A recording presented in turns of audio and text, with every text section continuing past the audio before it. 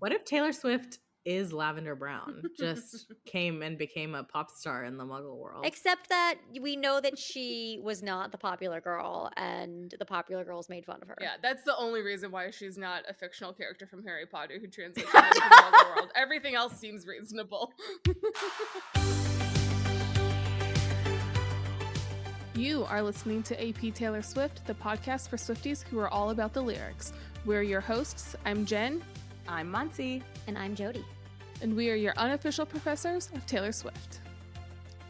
Hello and welcome back to another episode of AP Taylor Swift. And today we have a very special Christmas Day episode for you. We are going to do a show and tell on Harry Potter. Why is Harry Potter Christmas related? Because why not? Right? Because ABC Family has said that it's a Christmas movie for years. My song actually has a Christmas connection. Same, totally same. Knowing what your song is. The books do. I think it's because of the magic. I think there's this magical, beautiful aura about the books and the movies that to me feels very similar to Christmas time, the Christmas time magic, Christmas spirit. But before we started recording, we were like, oh, so do we give a synopsis? I think the Harry consensus Potter? is yes, of course. We should So summarize. great. So settle down.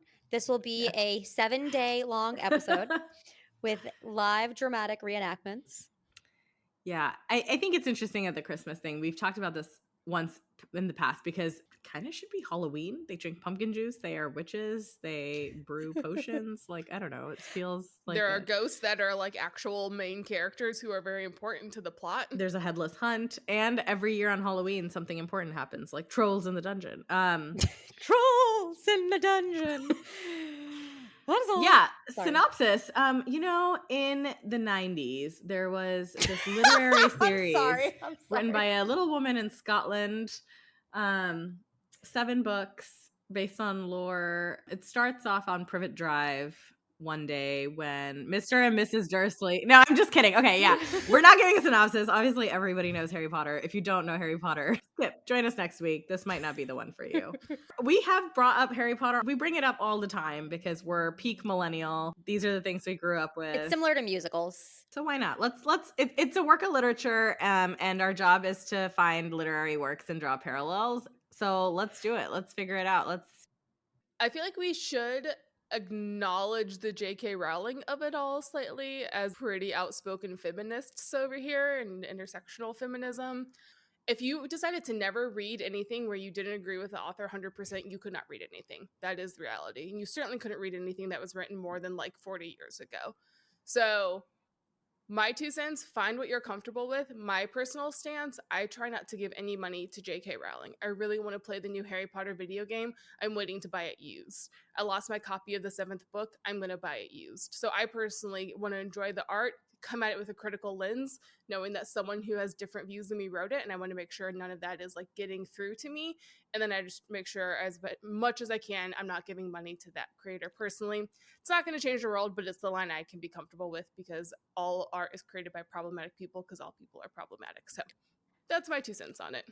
On that note, there's a great book called Monsters, A Fan's Dilemma by Claire Dederer that explores the relationship between art and life.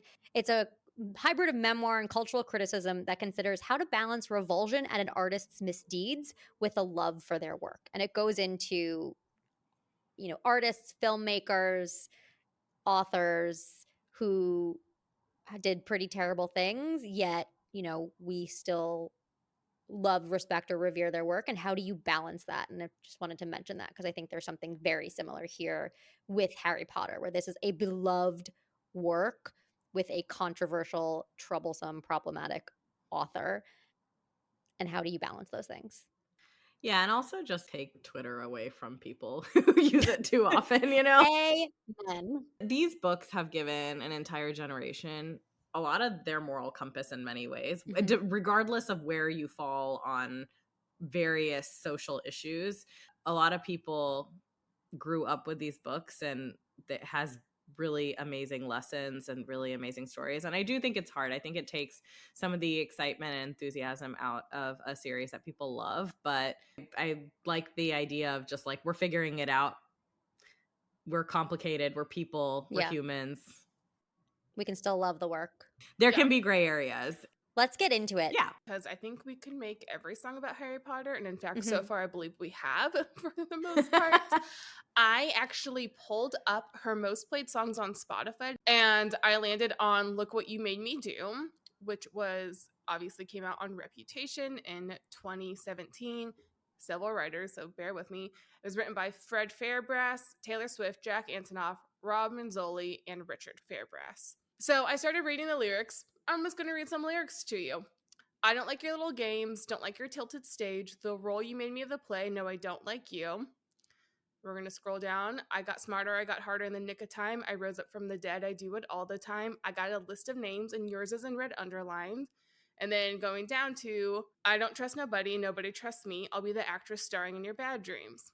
And it was very clear to me, truly don't think I need any more explanation than reading those lines, that this is Snape's song to Voldemort after Voldemort killed Lily. Like, just straight up, it is what it is. Oh, I love it. You're like, I'm done, moving on. Yeah, I just read the lyrics and I was like, yeah, that's it. He felt like he'd been played of a fool. His trust had been broken. He didn't like it.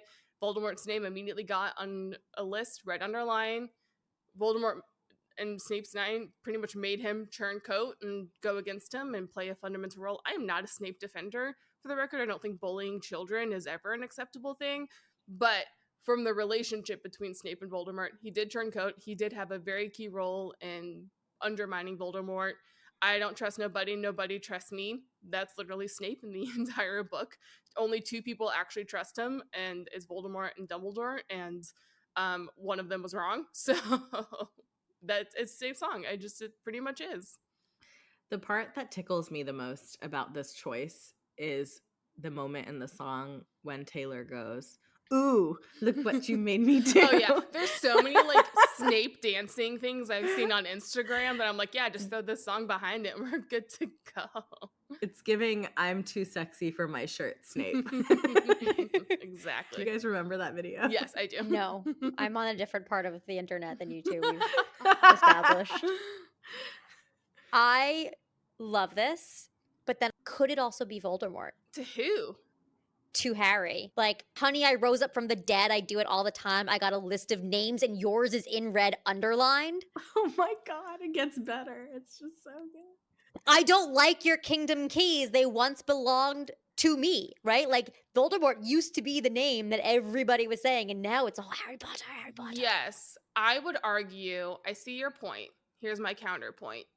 To say that Harry simply surviving the curse made Voldemort do everything he did is a little more passive. Like, Harry didn't do anything, but Voldemort he just survived. knowingly killed Lily after Correct. promising not to do it. So it feels like a more aggressive, like, you made me do this because you broke a promise. You made me look like a fool. You locked me out of, like, your trust because you broke it.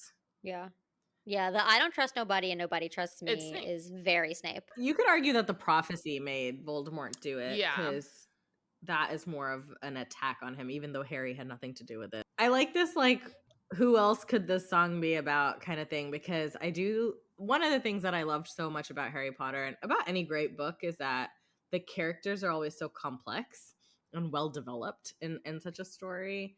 And could this song even be about Harry? When he's about to go look for the Horcruxes, people are like, are we supposed to trust this guy? This guy's supposed to be the chosen one. He's the savior. And then there were a lot of people who were like, Harry's evil. Is Harry good? Is Harry bad? He goes from this meek little kid to like badass Harry in book 7. Annoying, whining Harry to like, I can do all this stuff. I know I can speak parcel tongue. I know I can do this. I know I can do that. So you're saying it could be Harry to Voldemort? To the wizarding world. But everybody loves him. I guess you're right. It's only at the No. Horcruxes People part. hated him. He became enemy undesirable number 1. Eventually, yes, correct. You're correct. Yeah, I think that one was when the Ministry had taken over the newspaper and the Prophet, though. Yeah. Sorry, when the Death Eaters had taken over the Ministry. So I would say, like, when Voldemort comes back, there was a lot of work with Fudge. book 5, I think, is when this would be the truest. When no one believes him, Umbridge isn't true. This could be Exactly. Harry to Umbridge, making Umbridge. a Dumbledore's army for Ooh. sure. Yeah, true. Just to play, like, Yeah. what else could this be about? I mean, I feel like that's a fun exercise, but I love the Snape. Yeah, I mean, this is Snape dancing to this. I know, It's the it's most so good. fun. I It's the most fun version. I like this song a lot of a like 1v1 in some ways. Like the Voldemort to me too also gets into complexity of like, well, Harry made him do what he had to do. However, Voldemort wouldn't have been in that situation if it weren't for about 500 of his own choices. And like sort of true for Snape, but Snape had like one line to not cross. Voldemort crossed it. It was like a man versus man conflict, Yeah. like very straightforward. I just like the man versus man conflict of this, not like man versus society. Not that it's not there. That's yeah, with the music you for- being a very specific person. But I love the Harry versus Umbridge for sure. Like you made me do this. You made me start a secret class. Harry also has risen up from the Harry dead, has for what it's risen from worth. the dead. Yeah. Uh-huh. So basically what we did this with, I think it was when we did Pride and Prejudice, we're like, oh, this is one of those songs where all three characters are singing it from their own different perspective to a different Yeah. person and what it means for them. That's basically what we just did to this song. I'm remembering another point I did want to make that I thought was very compelling with Snape. Because one of the things with Snape is the whole series, when you're reading it the first time, you're like, dude, get it together. Why are you like this? Why are you so intense? Why does Dumbledore trust you? Like everyone asks that over and Right. over again. And then we get the lines, the world moves on, another day, another drama, but not for me, not for me. All I think about is karma. And like Snape has that Arrested Development of like nothing else in his life matters now except for getting vengeance for Lily's death. Like that's all he cares about. And that's why Dumbledore trusts him. And the world moves on, but one thing's for sure, maybe I got mine, but you'll all get yours. So like he knows that he made bad decisions by joining Voldemort. He was punished for it. He was punished for that trust, but he is determined. Like the only thing that's keeping him going is the knowledge that he will get his revenge as well.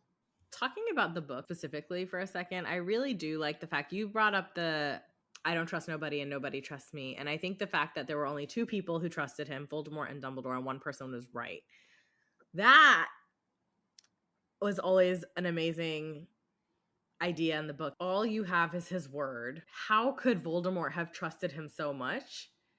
Voldemort looked for acts to validate his trust, and Dumbledore didn't need to look at acts because he had the context. And for Dumbledore, love was everything. He was like, if your motivation is love, trust given, no doubt about it, you will never betray. That was like a power that Voldemort didn't understand. It has nothing to do with the Taylor Swift lyrics. I just really needed to say that to the world because I just really love that.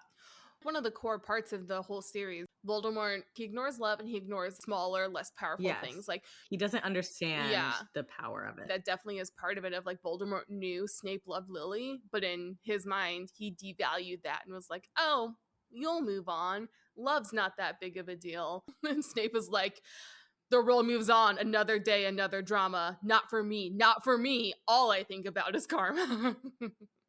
I would like the new HBO show to please feature this song at that part. Oh, it could be like Bridgerton, but all Taylor Swift songs. HBO, if you're listening. If you're listening. Okay, cool. Next. Switching gears, I picked the song Lover from Lover, 2019, track 3, written by Taylor Swift. I don't know why this is the first thing that came to me, because to me, this is such a minor character. Lavender Brown. This is Lavender obsessed with Ron. That's it. Like I went, Maansi had asked the question, like, so how are we going macro? Are we going one book? Are we going micro? Are we going character? I'm like, I don't know. I'm going niche. I'm going with, I just felt the vibes. Can I go where you go? Can we always be this close forever and ever? Take me out. Take me home. You're my lover.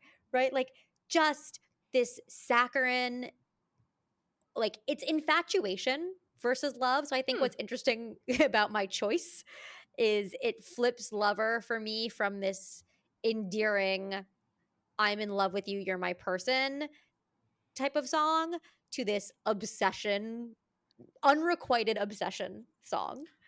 I don't think I ever saw those lyrics as infatuation. I saw it as the like, you, my chosen partner, if you move across the world for your job, I'm going to come with you. I want to go where you go. 1,000%. That's exactly how I saw it. But when I apply it to Lavender, I see it as obsession, infatuation. Can I go where you go? Can we always be this close? Take me out, take me home. The answer is nope. Right. The answer is no, right? This is so, which I think was just fun to play with because she was so obsessed. So as I mentioned, I see those images from the movie perspective in my head.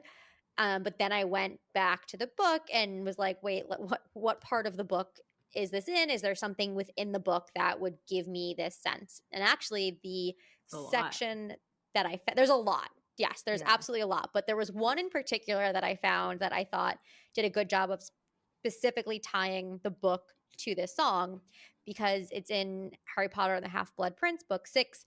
And this scene starts with Christmas time. And I won't read the whole thing, but it says snow was swirling against the icy windows once more. Christmas was approaching fast. And it goes into this whole scene of the Christmas in the Great Hall and what it's like. And then it says, like, Harry had to put up with the frequent presence of Lavender Brown, who seemed to regard any moment that she was not kissing Ron as a moment wasted. So, like, A, perfectly encapsulates Lavender and her obsession with Ron, but B, what is the first line of this song? We can leave the Christmas lights up till January. Wow. I know, right? And it's our Christmas episode. So here you go. This is why Harry Potter is a Christmas movie, and this is why Lover is a Lavender Brown Christmas song. I actually almost also did a Lavender Brown song, but I was gonna do "Don't Blame Me." Your love made me crazy. Okay, the drug comparison. That's a great one. There's also a TikTok creator, Jake L. I'll put it in the show notes, who does Harry Potter characters as Taylor Swift songs. He's like a huge Harry Potter fan, and he has a couple different series on Harry Potter characters as Taylor Swift songs. And he has Picture to Burn for Lavender. Also good. After she's right after we just got 3 songs. Is this for a Lavender Brown episode? Right? Right? Yeah. Is Taylor Swift Lavender Brown? Well, if you think about it, Lavender is all in on love and is obsessed with Ron, and then gets jilted, and so she goes through a whole arc throughout the books, or at least throughout the Half-Blood Prince. I think for the most of the books she's kind of a minor character. Yeah. She's just always with Parvati, just like gossiping in the corner, and it's really only in Half-Blood Prince that she gets kind of more of a secondary role. The other thing I was thinking for Lover is I was like, does this align at all to the love potion that Ron accidentally drinks, but not so much? I also thought of Don't Blame Me for the love potion, because it's literally a drug reference of like, your love is a drug. It's, Yeah. And that's a drug. A love drug. For sure. The love drug. I could also see this song for like Pansy Parkinson, who was a weird leech of a human, for Draco Malfoy. I still think this is a very sweet song, and you guys are ruining it for me. Well, okay, no, Draco was the evil scum in the books, right? Like, he's the kind of jerk. Pansy could have been a very nice person, other than the fact that she's just generally mean to Hermione and Harry. But within their little sphere, I think she really did like Draco, and that's why I'm thinking of the 6th book when they're on the train and she's like trying to be really nice to Draco, and he's like, I don't care, I have bigger things to do now, I have a dark mark. Well, he doesn't say that, but that's kind of like, that's the vibes. That's the vibes. Jen, to your point about like perverting or twisting this song, again, I think that's the fun of picking a character that, like, the lens through which you look at this song could potentially change the meaning or how you see it. Because I too see this as a very sweet, endearing song, but I just find it really fun to look at it from this other angle. To go with the endearing route, there's a brief moment of time before Ron ditches the trio during the Horcrux hunt, and I wonder if it could be like a Ron Hermione kind of song in that moment, because I think there's a moment when they're on the hunt together that Ron and Hermione are really like close together. Harry is carrying this burden of the Horcrux, and Hermione realized earlier in the relationship how she felt about Ron, and so there might be this moment where she's like, this is nice, I like that we're playing House in the Woods. Yeah, I think I can see that. They've left school and they're realizing that like, oh, we're adults now, we're in charge of our own destiny, and this is the person or the people that I want to be with. You could even take it as not just to one person, but the trio together. Can I go where you go? Can we always be this close forever and ever, right? That in particular in that book is a moment where they're really not sure what forever is going to look like, how much longer forever actually is. But especially with a lot of the kind of like wedding-ish language, I just feel like that's a moment where, but that would be like the more mature interpretation for Ron and Hermione. I like the kind of cutesy saccharine version for Lavender. It's just fun. I even think a little bit of Fleur and Bill. Yes. That's very romantic. It's very romantic. There's a simple domesticity here of all I want and all I need is to have a house with you, that we make the rules. And they end up they live in Shell Cottage, a very simple, sweet little cottage by the sea where they get to just be together. And it is that very actual love. They want to go wherever you go, I'll go. Even though he's been scratched by a werewolf, she still wants to go with him. Speaking of werewolf, Lupin and Tonks, another great. Sad, but sweet. Yeah, because there's a moment where Lupin is not sure if he even wants to be in the relationship, and she's just like, please, can we move forward with this? Can we make it official? Yeah, I think especially too, like in the last few books when you're getting into a war and the Battle of Hogwarts, that there's something really sweet about this song too that is, it's not adventurous. Simple. It's not, we don't need to travel the world together. We don't need to defeat evil together. Let's decide when we take down our Christmas lights. That's all I want. And I even think for Harry too, like the idea of can I go where you can go, the commitment, the stability of having having a living room where your friends can crash. It's like, and a family, that's so huge. That's not something he's been able to rely on. Like there's something kind of sweet there too. Yeah, I feel like it's a song that like the tone of how you would sing it would change it quite a bit. Oh yeah. And like your age, a 15-year-old singing this versus like a 24-year-old singing it, like that decade makes a big difference. Which may be why when I apply this to Lavender, maybe it takes that shift because a 15-year-old singing about marriage and being forever is silly to me. Yeah. But to your point, Jen, like in a Fleur relationship and Bill relationship, that's a much more mature and makes more sense. I'm highly suspicious that everyone who sees you wants you is Lavender to a T though. 1,000%. 1,000%. Girl, no one else was wanting Ron that hard. Yes, Hermione was a threat, but nobody else. You were not fighting off waves of women for this man. Especially not then. Yeah. This is where I'm also like, I love Rupert Grint, but movie Ron and book Ron, though, I just think there was a little bit of a difference. Ron is this like super tall. Yeah. He's on the Quidditch team. I think Rupert Grint could have pulled off book Ron if they hadn't done him dirty with so many lines. Writing, the writing. We're not gonna get into the writing. Yeah, there's like one scene even early in the books where I think Snape is mean to Hermione and Ron is like, she answered your question or like, and in the movie they were like, he has a point, and you're like, that is not. He was a lion through and through. Yeah. He stuck up for his friends. Yeah. He went to war for them. He like fought for them. Yeah. Yeah, leaving screenwriting did Ron dirty. Yeah, leaving them in the woods in the book was bad, but literally the whole point of that is the second he left, he wanted to come back and he couldn't find them, and he spent the rest of that time trying to figure out how to get back to them. I think that is a potential Substack topic for me and you to just justice for Ron. Tune into our second podcast, which is all about justice for Ron. Well, I have the last song. If we're ready to go macro zoom out. So bring us home. Yeah, I love the niche stories, but I feel like we couldn't do this episode without doing one relatively obvious song. And so I decided to do You're on Your Own, Kid, track 5 from 2022, Midnights, written by Taylor Swift and Jack Antonoff. Perfect. A little bit of this goes without saying. You're on your own, kid.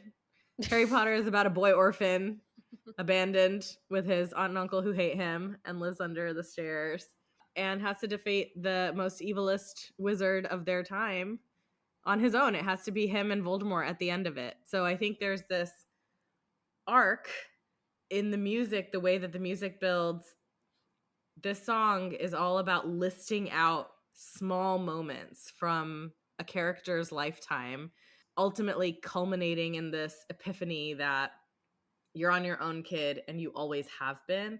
And I'm going to get to that in a second, because even that crescendo at the end, there's a little bit of irony to it, in my opinion, the way that I hear this song. And I think most people also interpret it that way. But we have to get there. And so just starting off, I mean, we could go line by line in this. And I actually kind of did attempt to. And this isn't a deep dive, but if I'm doing like the Harry Potter version, I have examples of various lines that can be related to Harry Potter. We have fireplace ashes. I thought of flue powder, sprinkler splashes, not exact, but when Reginald Cattermole, who is Ron as another human in the Ministry of Magic in the 7th book, is trying to fix rain in the office.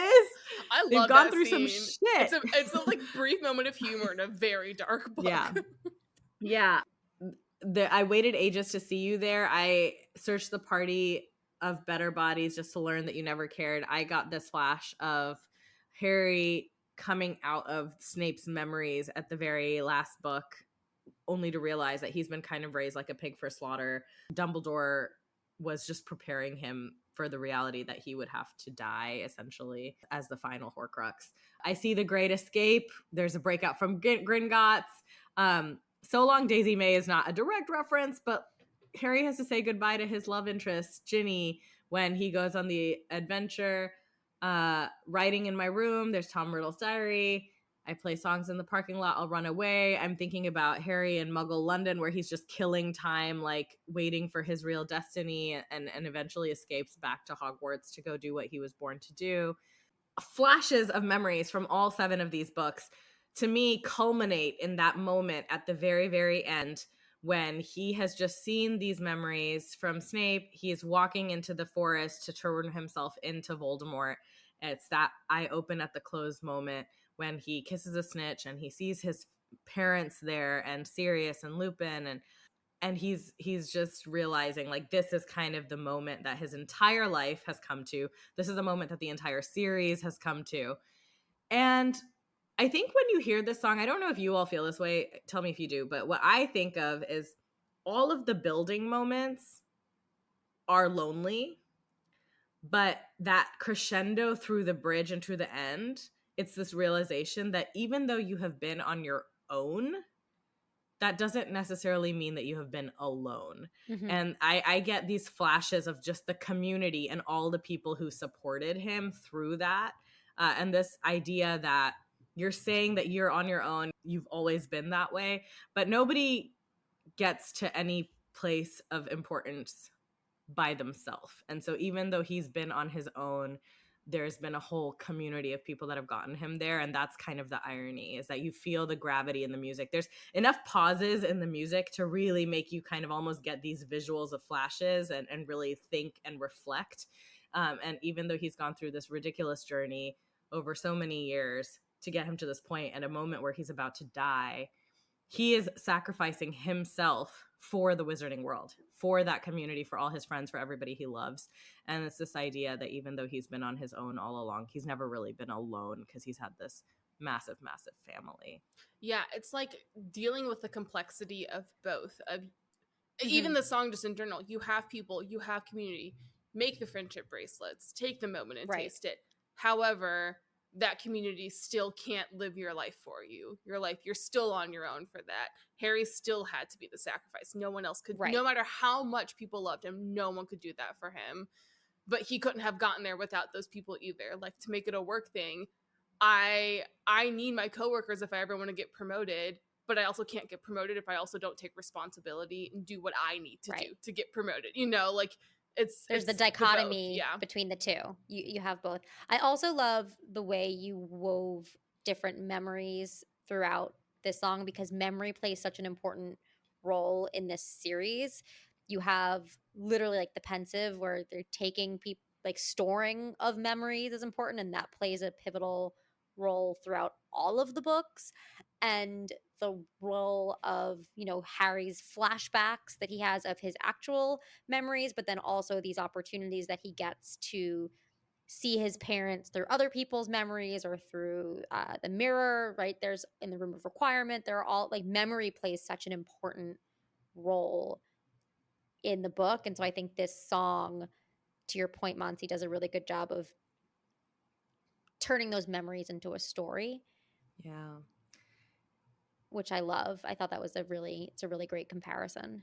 Yeah. There's also one line, everything you lose is a step you take. And I think that also goes to, just in summary of everything, is he loses so many people. He loses Hedwig, very sad, and Dobby, so many deaths.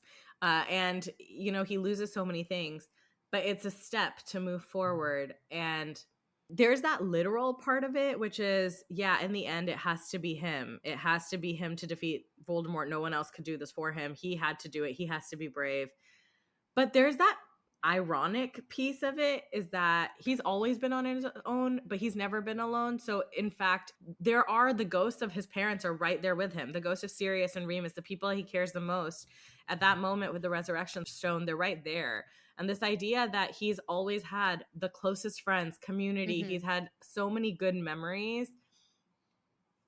He's actually never been alone, even though he's been on his own the whole time. So the fact, to me, that line, "you always have been," is really significant, because it's like a reminder that you're actually okay. Like, you've actually always been on your own. It's a little bit ironic to me in the way that I interpret it. I put the two lines together. You're on your own, kid. You always have been. But means both you are doing this alone, and also like, hey, you've always been But the it's one. always been that way. It's always been that way, but also, to your point, like nobody gets where they are without the people Yeah. that have surrounded them. And I think about how, again, because I just rewatched the first part of the first movie, Harry's assumption for the first 11 years of his life was that Nobody cared. literally nobody cared. Yeah. Nobody knew who he was. He was a kid under in the cupboard, and nobody had any idea who he was or where he was. And that was so far from the case. Here was an entire universe who knew who he was. He had people looking out for him and keeping an eye on him and just waiting for the right moment to be there for him and to show up for him. Yeah. And people who praised his survival, people who celebrated because he survived. Yeah. Well, I think about the line, I looked around in a blood-soaked gown and I saw something they can't take away, which I think really is that moment in the woods of like a blood-soaked gown. Metaphorically, he knows he's about to die. Yeah. Right. 100% he's walking to his death. And what he sees that they can't take away is the love of even the dead people. Again, it's love. There's so much underestimating of that. Well, that's our connective tissue between all three songs. Love. Well, I think it was in the 5th book when the Dementors tried to attack him and Dudley that he almost succumbs to them, but the final thing he thinks of is literally Ron and Hermione's face, and and that is a happiness enough to make his Patronus. And the thing that I think is interesting about this is I looked around Bloodsoaked Gown and I saw something they can't take away, that love that in the 7 years he's matured. It makes me think of the Mirror of Erised, where he almost got stuck in front of it, just wanting to see his family. And then we have the mirror image, not to use mirror again, but it's true. And it is seeing his parents and 2 more people who loved him, who he didn't even know loved him, and having the memories of all of these years of people who loved him, Ron and Hermione and all these people, that moves him forward to his death. So instead of getting stuck, which is the whole thing of the Deathly Hallows, is the resurrecting the dead, he gets stuck with the ghosts, and Harry almost fell into that trap. But when he's ready, those ghosts move him forward into the thing that he has to do on his own. Yeah, and that's how he becomes the master of death. Yeah. I'm so glad you brought up the Dementor scene, because actually, when I was listening to this song, that part at the end, especially when she keeps saying, "You're on your own, kid, you always have been," I mentioned that there's these long pauses in the music that allow you to like really reflect. The sound of those pauses, the music actually sounds very similar to exactly the sound that the Patronus makes in the Harry Potter movies. You can go back and listen to it. But there's this like the lightsaber kind of. Yeah, like it's like a static humming sound. Music. We're really good at the music part of things. Yeah, I know. I always get stuck in these holes. But I do care about the music. I just can't articulate it. We just don't talk about it. It's fine. But yeah, the music, the sound that actually plays in that part of the music in this song is very similar to that Patronus kind of song. And maybe that's why I always associated that chorus as like the irony, is because it's a happy memory. This is a jubilant song, even though we're talking about being on your own. You're going through memories of an entire lifetime and you're left with like a happy thought. I don't know if it's happy to me. I think there's a sense of triumph. There's a little bit of triumphantness. Yeah, maybe triumphant, yeah. But there's a lot of melancholy. There's something that's like bubbling, at least when I listen to it. And very honestly, emotional. like maybe it's because I've always associated it with the Patronus sound and I just didn't realize it. But For like, you, it's happy. For me, it was always like at this moment, the words are saying something very sad, that you're on your own and you always have been. But the sound is bringing forward happy memories. And so you're having this idea, this conflicting moment of saying like, yeah, you're on your own, but you're not alone. Like you have all of these amazing positive memories. And I did have that realization that the sound is actually very similar to the Patronus sound. Well, it even has the line at the very end, I think is what you're referring to, that you're on your own, kid. Yeah, you can face this. That's where there's that really big twist in the lyrics. Yeah. That's Harry. Yeah. And you've got no reason to be afraid. Like you're conquering fear. Yeah. Which is that moment with Patronus is like, you can face this. Like there's something in that moment of finding happiness where you're like, I can counter the embodiment of depression. The darkness. Yeah. If you were truly on your own, there would be reason to be afraid, right? But I think there's something in this song that's telling you like, you're not alone. You're not actually on your own. You have to tap into all of that. Yeah. Oh, yeah. I love it. I mean, Taylor did in her Time Person of the Year article talk about collecting Horcruxes. So maybe it is the Patronus sound. Maybe she did absolutely think of Harry Potter when she wrote this song. I think even more than all of the other topics we've done, though, I truly don't care if Taylor's intention was there or not. Oh, no, not at all. But I love the idea that she is a Harry Potter fan. The fact that she mentioned Horcruxes just makes it that much more fun to dive in and make these connections, because we're like, well, it could be. I love it. I'm sad that you didn't take the line about the taxi and talk about the night bus, though, because I feel like obviously. I honestly okay, so one thing that I will say is that I did a quick search of You're on Your Own, Kid and Harry Potter, and there are so many videos on the internet about Harry Potter. We're not the first people to make this connection. Put in the song, yeah. And I didn't go through them because I didn't want it to influence how I was thinking, but I will now. And maybe I'll include some in the Substack. But there are so many people who have put together scenes from all the movies into this song. This is asking for a super cut for sure. Yeah, like it's got all, I'm sure the night bus is in there too. Yeah. And I want to shout out the fact that I had like 1, 2, 3, 4, 5, 6. I'm looking at this list now. 7 songs at least magical number 7 songs to do for this topic other than this one. I love Harry Potter and I love Taylor Swift.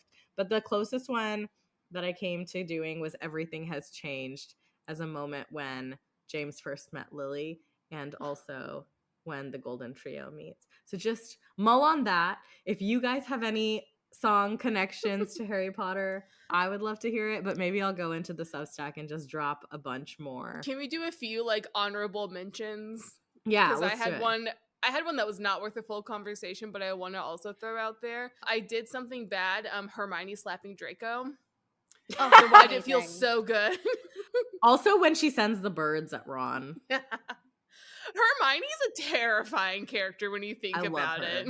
Okay, so my honorable mention is Mastermind for Hermione, because, all the wisest women had to do it this way.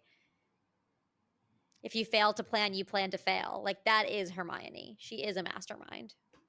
This is where I also get confused between book and movie Hermione, because I think book Hermione is actually not that smart. She's like book smart, but not street smart, is like a very important thing. I think she is more street smart than we think.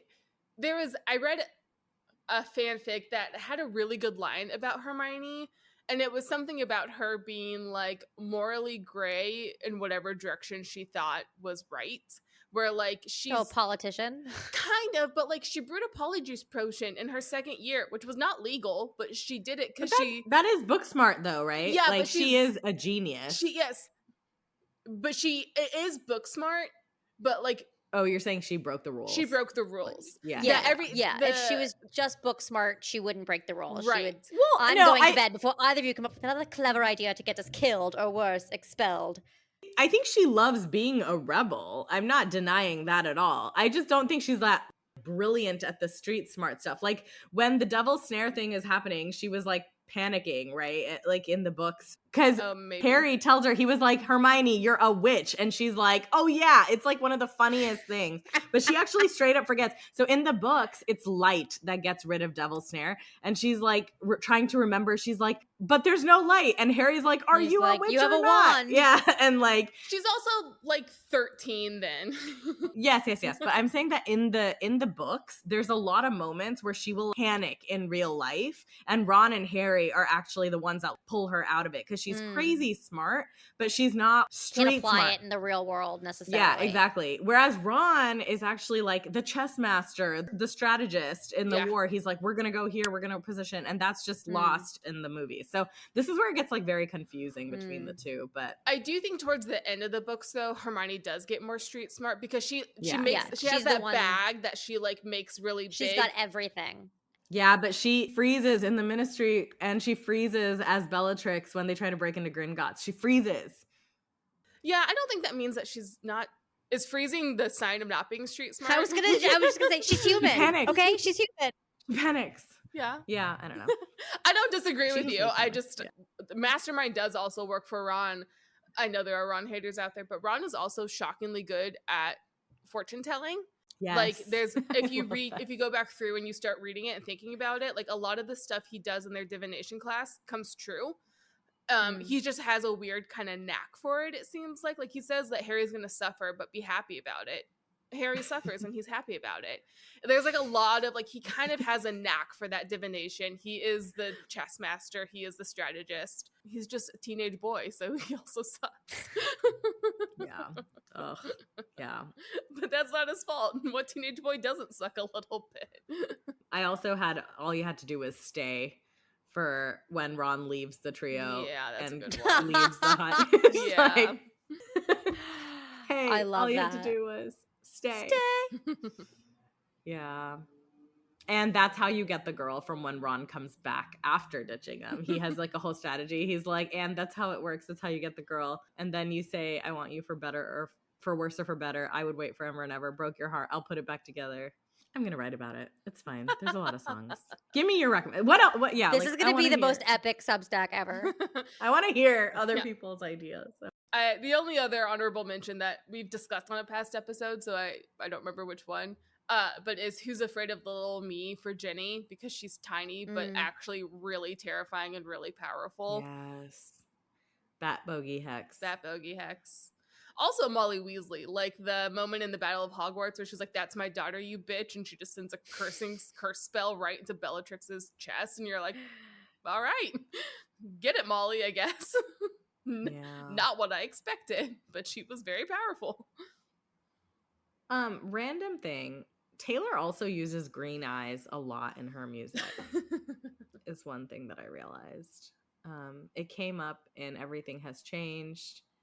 I think there's a few other songs where Wonderland. Yeah. So New Romantics. There's a lot in 1989.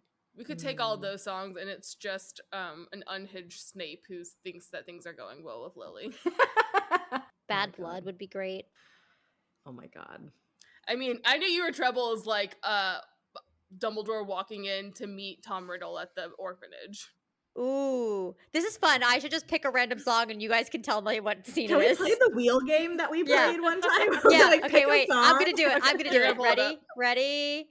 Marjorie. Aunt Marge, but we don't like her. I mean, it's about someone who's passed away who they can still like hear their voice and it's like they're with them. So it's Harry in the Woods. High Infidelity. This damn wheel always gets really hard songs. It's not a wheel, it's me scrolling the list. You're just picking. Look at that evil laugh, this girl. Well, the game was fun while it lasted. Well, I think we'll do this again another time because clearly we have, 7 books. There's going to be lots of connections we can make. So that is all we have for you on today's Christmas Harry Potter special episode.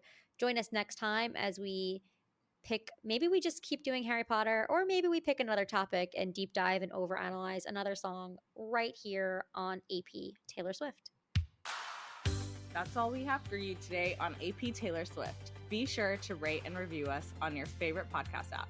Follow us on social at AP Taylor Swift to stay up to date, and join us next time as we overanalyze and deep dive into the next Taylor Swift song on AP Taylor Swift.